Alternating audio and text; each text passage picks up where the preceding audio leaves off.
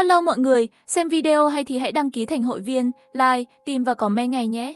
Thời đại của lãnh chúa toàn dân đã đến, các nước Belousita liên thủ tụ tập trên chiến trường vạn tộc. Chỉ cần phá vỡ rào cản cuối cùng, có thể chia tài nguyên Long quốc. Tất cả tài năng cấp Anh của đất nước đều được huy động. Vương quốc Hoa Anh Đào mở rộng do quân đoàn tiến hành bao vây từ xung quanh, mà Hoa Hạ lại chỉ phái bạn ra trận một mình. Các nước đều cười nhạo Vinh quốc không có người, nhưng điều họ không biết là bạn đã thức tỉnh Ceci. Hôm nay lãnh chúa tối cao chỉ cần ở trong lãnh thổ của bạn. Bạn có thể tăng một lệnh trong một giây. Mặc dù lúc này lãnh thổ của bạn vẫn còn sơ cấp, nhưng bạn tin rằng với tài năng này, chắc chắn trong vòng 1 tháng, giúp Long quốc đoạt lại lãnh địa cấp 5. Sau đó bạn lại kiểm tra thông tin lãnh thổ của mình, tìm thấy chỉ có một ngôi nhà, một cánh đồng và một ao cá. Thật là vô dụng. Phải nhanh chóng thu thập tài nguyên, tìm cách xây dựng cơ sở hạ tầng của lãnh thổ. Rồi triệu tập 500 chiến binh. Ánh sáng lóe lên, 500 chiến binh mặc áo giáp xuất hiện. Tên: chiến binh nguyên tộc. Chất lượng bình thường, cấp chiến lược thời kỳ, kỹ năng mạnh mẽ.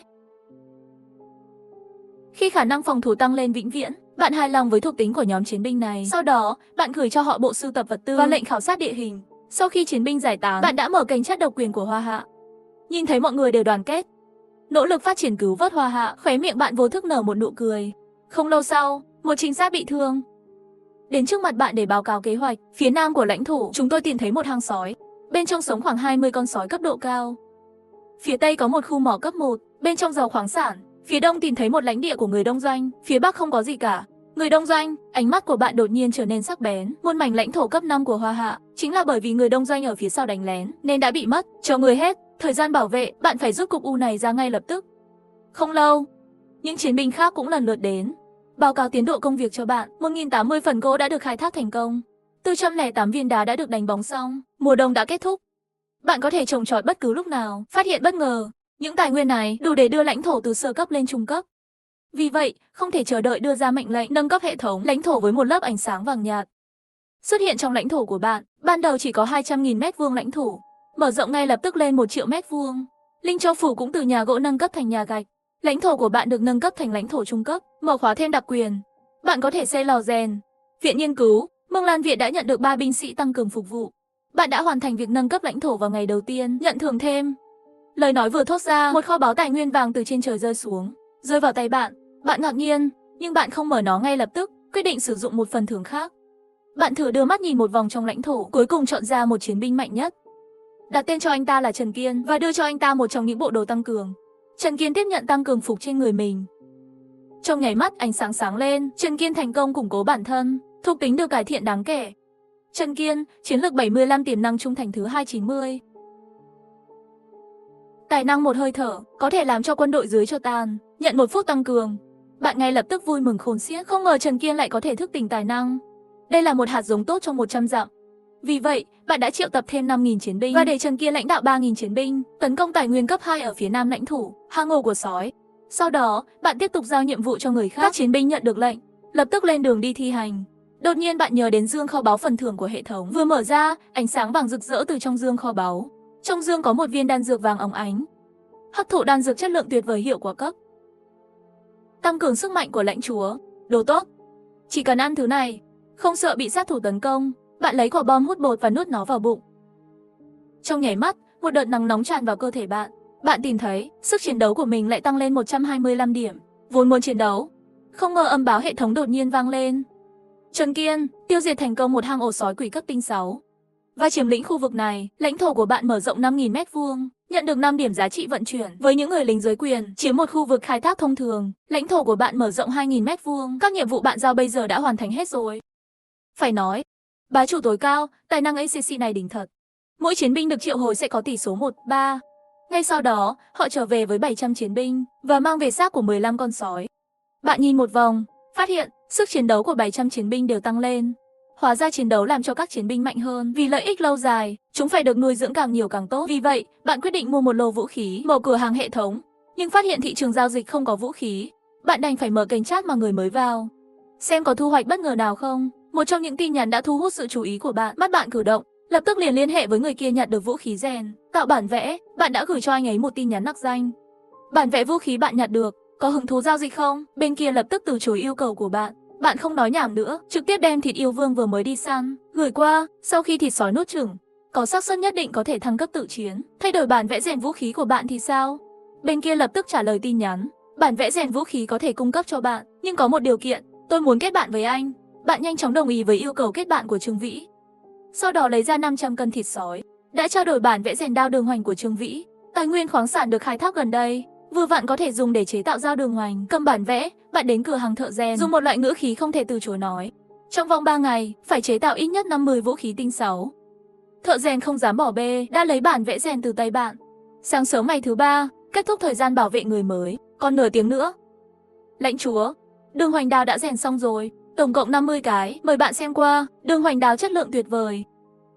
Thuộc tính tăng 20% nghề nghiệp kèm theo kỹ năng đao đả kích. Mỗi nhát dao có thể gây sát thương gấp đôi. Lấy đao đường hoành ra khỏi vỏ, tảng đá vỡ tan tành. Không hổ thẹn là vũ khí ưu tú, bạn rất hài lòng gật đầu. Lấy 49 con dao còn lại, phân phối cho những chiến binh có giá trị chiến đấu cao nhất. Các anh em, cách lãnh thổ của chúng ta 3 km về phía đông, có một lãnh thổ hoa anh đào nhỏ ở Đông Doanh. Các chiến sĩ theo ta ra trận, bình định lãnh địa của người Đông Doanh kia. Phía bên kia lãnh địa người Đông Doanh, tuyệt vời. Quân đội Samuza của tôi lên đến 100 người. Nhìn vào đội quân mà tôi đã dành 3 ngày để xây dựng.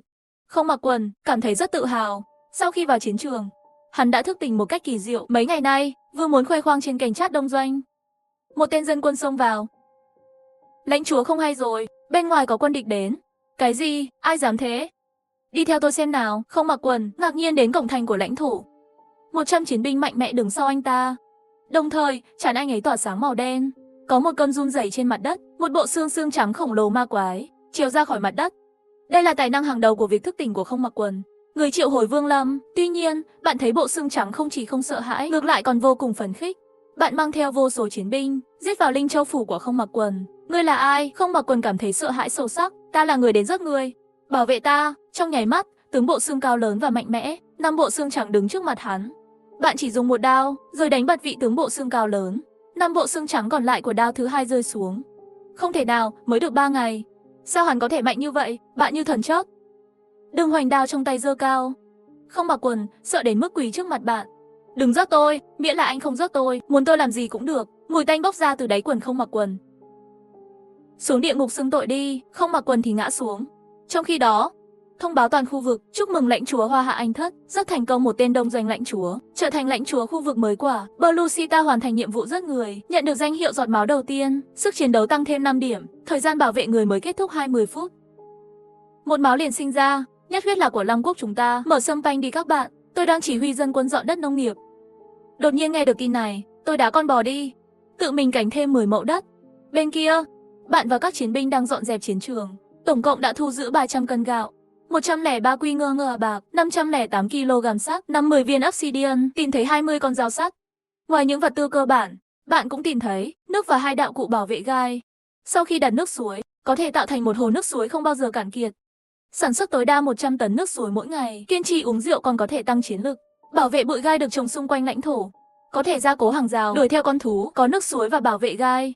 Bạn có thể tăng tốc độ phát triển lãnh thổ của mình. Nửa tiếng nữa, bạn quay trở lại gần lãnh thổ của bạn, nhưng bất ngờ phát hiện, lúc này cửa lớn tụ tập hơn 100 lưu dân mặc quần áo rách rưới. Vẫn chưa đợi bạn suy nghĩ nhiều, hơn 100 người kia đều quỳ xuống. Thưa lãnh chúa, xin hãy nhận chúng tôi sẽ là người bảo hiểm trung thành nhất của ngài. Suy nghĩ một chút, miễn là số lượng người bản địa đạt đến một quy mô nhất định, lãnh thổ mới có thể nâng cấp. Cho nên bạn quay đầu về phía Trần Kiên nói, cho họ chút thức ăn, cho họ chỗ ở an toàn. Thấy bạn sẵn sàng giữ lại chính mình, lưu dân lập tức cảm động khóc không thành tiếng. Dân số lãnh thổ của bạn đã vượt quá 100, thưởng 10 điểm giá trị vận chuyển quốc gia. Có vẻ, sau này phải tìm cách tuyển thêm người bản địa mới được. Tất nhiên, tiền đề là có thể xây dựng cơ sở hạ tầng. Vì vậy, bạn đã lấy ra đạo cụ của mùa xuân, đặt nó trên một không gian mở. Giây tiếp theo, trên bãi đất trống xuất hiện một cái suối nước. Nước phun ra còn cao tới 5 mét. Người dân bản địa đều cổ vũ. Bạn rất hài lòng với điều này. Như thế này, vấn đề nước uống của lãnh thổ có thể tạm thời giải quyết được. Đinh, bộ phận của bạn giám sát đã đăng ký đầy đủ thông tin dân số. Dân số hiện tại là 125 thợ rèn, 3 bác sĩ, 2 người. Thợ mộc 4 người trả lời kỹ thuật viên 1 người. Người bình thường 115. Trong khi bạn đang nghĩ về bước tiếp theo của mình, Trần Kiện đột nhiên đến. Lãnh chúa, lưu dân đã được sắp xếp xong rồi, nhưng các chiến binh đã không ăn trong một thời gian dài. Câu nói này đã đánh thức bạn. Điều quan trọng nhất lúc này, giải quyết vấn đề giữ ấm trước, mở kho thóc, lấy hết thức ăn ra nấu. Rất nhanh, màn đêm sẽ giảm. Phía trên lãnh thổ, có một mùi thịt nồng nặc và mùi hương của cơm. Dân chúng và các chiến sĩ xếp thành mấy đội, chờ phát thức ăn. Thơm quá, tôi ngửi thấy mùi cơm. Chúa ơi, cái gì vậy? Tôi thấy trứng và thịt lợn béo. Trong nhà của lãnh chúa, bạn đột nhiên nhận được lời nhắc hệ thống.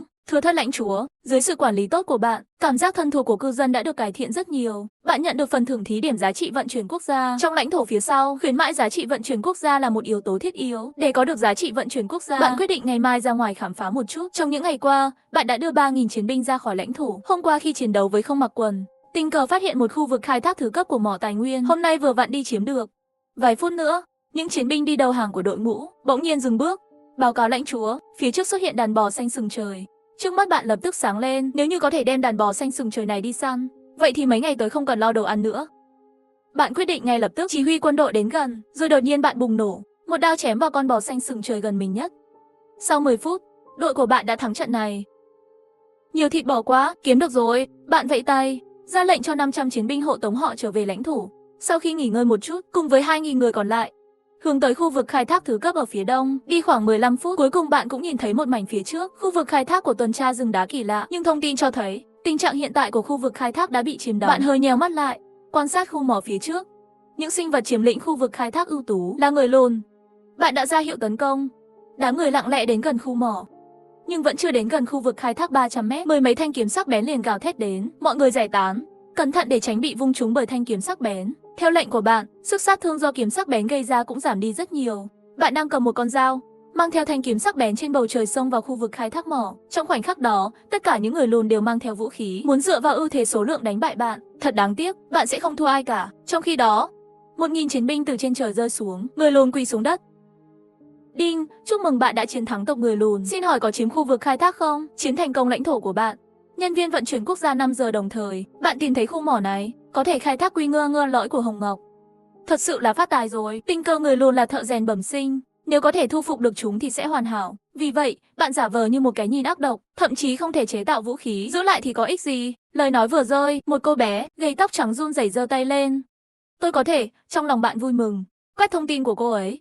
Họ tên, Khả Khả Lệ Đặc, thợ rèn chuyên nghiệp. Tiềm năng 4 sao, tài năng ngôi sao thợ thủ công. Tài năng cấp B, tỷ lệ thành công chế tạo vũ khí gấp 10 lần người bình thường. Giới thiệu có thể tự mình chế tạo xuất sắc và vũ khí, sau này có thể phát triển thành thợ rèn bậc thầy.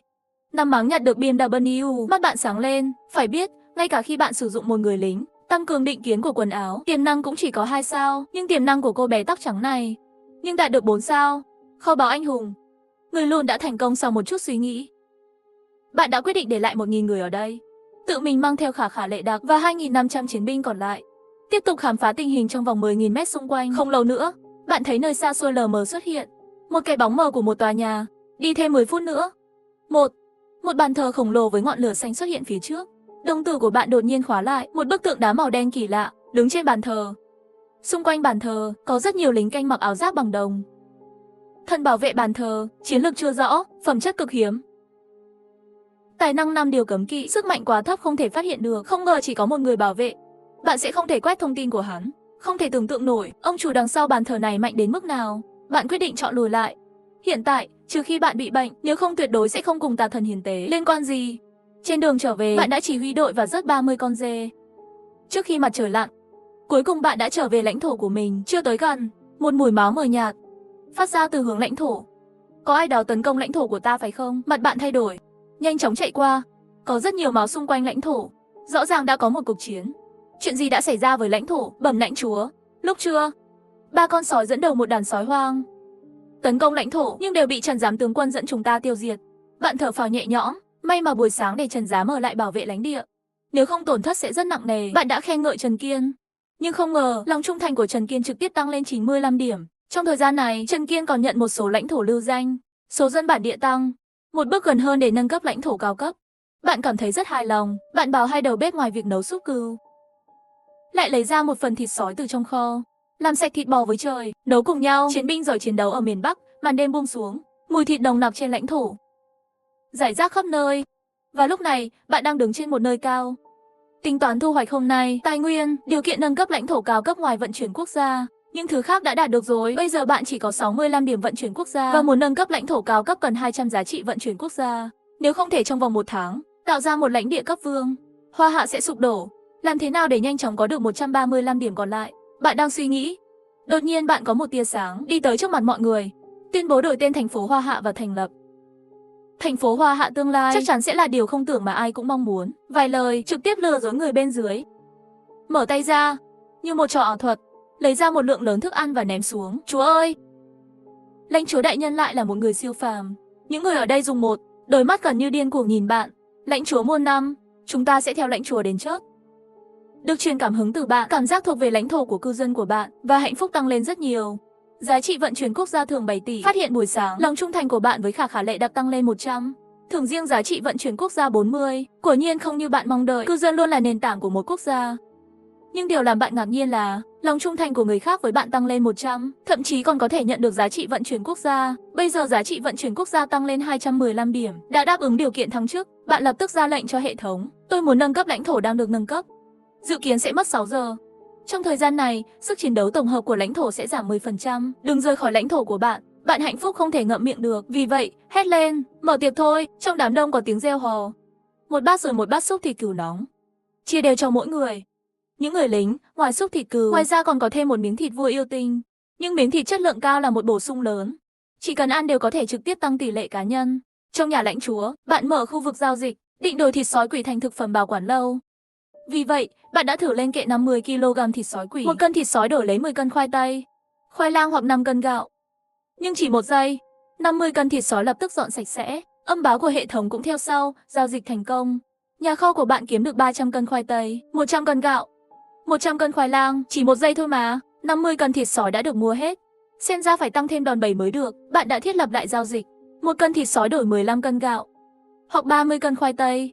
Thực phẩm chính như khoai lang, lần này bạn trực tiếp lên kệ 5.500 kg. Đồng thời kênh trò chuyện của Hoa Hạ đột nhiên trở nên náo nhiệt. Mẹ tôi, khu giáo dục có một người siêu phàm, đã lên kệ 5.500 cân thịt sói quỷ chất lượng cao. Chỉ cần 15 cân gạo là có thể đổi 1 cân.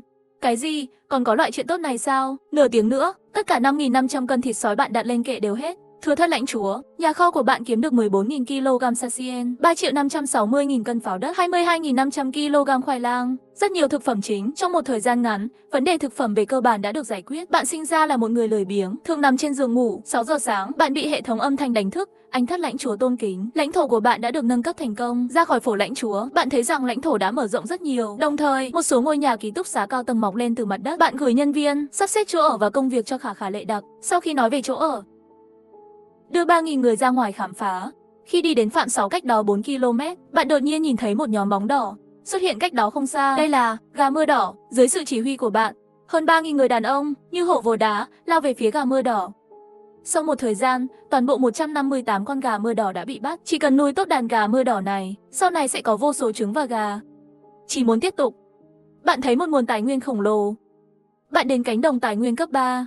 Nếu có thể đánh bại Ngọc Lâm Hồ Công này, sau này không cần lo lắng về vấn đề thịt nữa. Nhưng lông mày của bạn nhăn lại. Nhìn về phía Dữ Linh Hồ, 3 con gấu đen cao lớn và mạnh mẽ gần đó. Phía xa đều có thể cảm nhận được khí phách của bọn họ. Chỉ nhìn một cái thôi, bạn biết, mình tuyệt đối không phải là đối thủ của Hắc Nham Cự Hùng. Chiến lược của đối phương lên đến 400 điểm. Tùy tiện một cái tát là có thể bắn bay bạn. Nhưng, bộ nạp tài nguyên cấp 3 với tài nguyên phong phú như vậy, thật đáng tiếc. Đột nhiên một tiếng gầm lớn thu hút sự chú ý của bạn. Một gã khổng lồ đá đen cao lớn, đang dùng chân gấu đập xuống hồ. Tuy nhiên, Hắc Nham Khổng Hùng đã làm việc nửa ngày, cũng chỉ bắt được một con cá thanh minh xuất sắc. Hắc Nham Đại Hùng chỉ số thông minh vốn không cao, họ không biết cách nào để bắt cá. Có một ý tưởng táo bạo xuất hiện trong đầu bạn. Chỉ để thực hiện kế hoạch này, trước tiên phải làm một con cá lớn ưu tú mới được. Vừa mở kênh chat, một tin nhắn đã thu hút sự chú ý của bạn. Tôi bị một đám hoa anh đào người đông doanh vây quanh. Tọa độ là 25.863.972. Ai có thể cứu tôi? Tôi tặng cá xương rắn cho anh ta và tặng một bản vẽ rèn. Nói xong tin nhắn của hai đạo cụ đã được gửi đi. Bạn mở thông tin của người đó, phát hiện ra người này là thợ rèn chính thức của Đao Đường Hoành. Bản vẽ đã được bán cho Trương Vĩ của bạn. Nhìn kỹ hơn, tọa độ của Trương Vĩ cách mình không xa. Sau một hồi suy nghĩ, bạn quyết định đi xem. Trong khi đó, lãnh thổ Trương Vĩ, hai lãnh chúa đông doanh chỉ huy quân đội của mình phát động tấn công dữ dội vào lãnh thổ của Trương Vĩ. Dưới tác động lớn, một vết nứt xuất hiện trên cổng của lãnh thổ. Trương Vĩ nhìn cánh cửa sắp bị phá, sự tức giận trong lòng cũng đã lên đến đỉnh điểm. Cách đây không lâu, anh ta tìm thấy xương rắn trong một hang động. Trong cuộc chiến với họ 3 ngày 3 đêm, và sau khi tiêu thụ một món đồ xuất sắc và đạo cụ, bắt được xương rắn. Nhưng ngay lúc đó, người đông doanh trốn trong bóng tối đột nhiên tấn công, còn chặt một cánh tay của hắn. Mấy người đông doanh đuổi theo trên đường đi, thậm chí muốn trực tiếp xâm chiếm Trương làm lãnh thổ. Với một tiếng nổ lớn, cổng thành bị phá. Long Quốc ngoan ngoãn đầu hàng đi, vì ta năng phụ trợ đánh thức của bạn. Chỉ cần ngươi đồng ý ký hiệp ước chủ tớ với ta, làm trò sai đế quốc đại đông danh của ta sẽ tha mạng cho ngươi. Nghe vậy, trong lòng Trương Vĩ đã, hắn chưa bao giờ nói với ai về tài năng. Tại sao nhóm Hoa Anh Đào nhỏ này hiểu rõ như vậy? Trương Vĩ không nghĩ ra, chỉ có thể nhìn thẳng vào người đông doanh mà thôi. Tôi có chết cũng không thể làm kẻ phản bội. Người đông doanh thiếu kiên nhẫn thuyết phục. Người thức thời là Trang Tuấn Kiệt, ngươi không muốn bị gãy tay chân đâu. Trương Vĩ lãnh đạo, cho dù chết ta cũng muốn kéo các ngươi đệm lưng. Nói xong hắn rút ra đường hoành đao nhanh chóng hành uy, trực tiếp chặt đầu một người lính. Không, 7-8 bông hoa anh đào nhỏ đã trầu trời. Hai lãnh chúa đông doanh thấy vậy, dùng lực kẹp trước sau tấn công đồng thời đối với Trương Vĩ. Một trong những người đông doanh đã bắt được lỗ hổng của Trương Vĩ, một con dao xé gân cổ tay hắn, và người kia nhân cơ hội chém xuống cánh tay trái của Trương Vĩ. Vào thời điểm quan trọng này, một sinh mệnh cao lớn từ trên trời rơi xuống. Hoa anh đào nhỏ, ông nội ngươi đến rồi.